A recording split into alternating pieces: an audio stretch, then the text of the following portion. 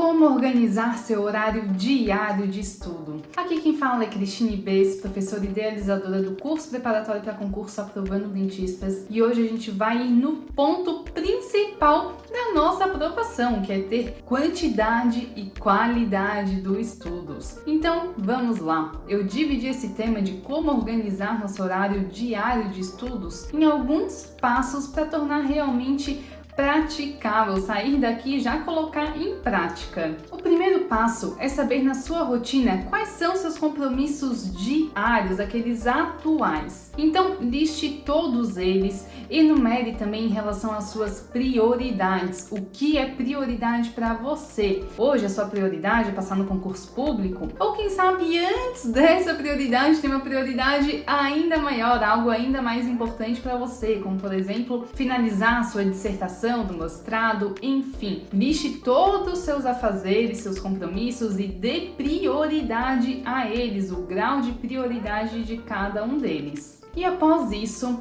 você vai analisar cada um deles. Primeira análise: quais são os compromissos que você precisa manter? Não dá para abrir mão. Como por exemplo, trabalho. Muitas vezes a gente não consegue abrir mão do trabalho, não é mesmo? Nós temos sempre os boletos, as contas chegando. A missa de domingo, o exercício físico, há coisas que a gente não consegue simplesmente abrir mão. Então você precisa saber quais são eles. E a seguir, liste quais são aqueles que você precisa manter, mas você pode também reduzir, seja de quantidade ali dos dias ou quantidade em horário. Então, exemplo, digamos que você tinha aquele famoso projeto verão, você passava todos os dias 2 horas na academia. Será que neste momento sua prioridade não mudou? Talvez você não precise abrir mão disso, mas você precise reduzir ou a frequência, número de vezes que você vai à academia, ou a duração desses treinos. Então, em vez de treinar 2 horas por dia, você vai treinar 40 minutos. Isso tudo analisando o seu contexto, é claro. Ou um outro exemplo,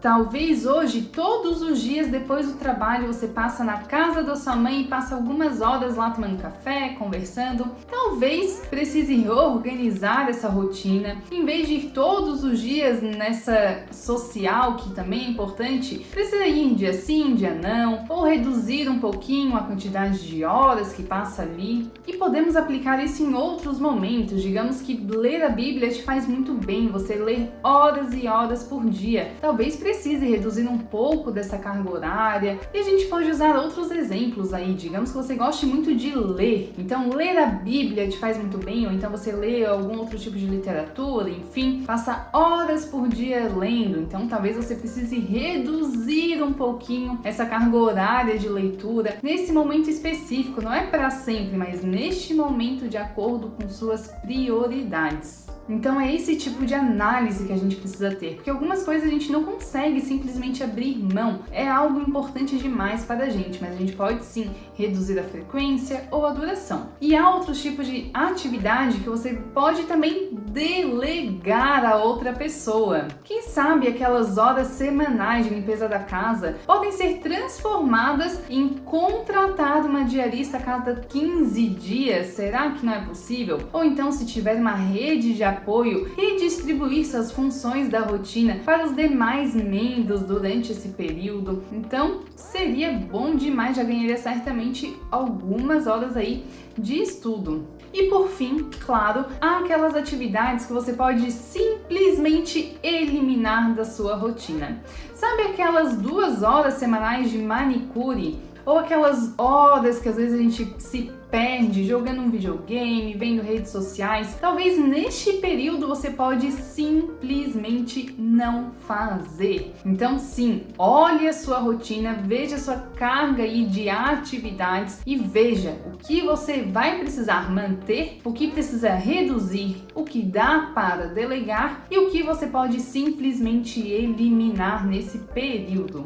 Feito isso, podemos partir para o segundo passo. Coloque no papel todos os seus horários fixos, aqueles imutáveis, como por exemplo, o horário de levar no filho na escola, o horário de atendimento na clínica, enfim, aquilo que não tem como mexer nesses horários. E por fim, o terceiro passo, ao ver o tempo que ficou livre, você vai preencher primeiro com o horário de estudo naquele seu tempo de ouro, aquele que você tem o melhor rendimento, o seu máximo rendimento. A gente sabe, né? Vou dar um exemplo pessoal. Meu tempo de ouro sempre foi pela manhã. Então, antes, quando eu estava um pouco menos concursando, né? Não tinha editais tão importantes para mim, eu usava aquele tempo de ouro para mim, que é aquele tempo antes do trabalho pela manhã, para ir treinar. Ao sair o edital do meu sonho, quando eu fiquei concursando forte, eu sabia que aquele era o meu horário de maior rendimento. Então, eu comecei a estudar nesse meu momento de ouro, peguei meu cronograma, incluí neste primeiro horário do dia, comecei a acordar 1 hora mais cedo para ter 2 horas líquidas de estudo de qualidade pela manhã.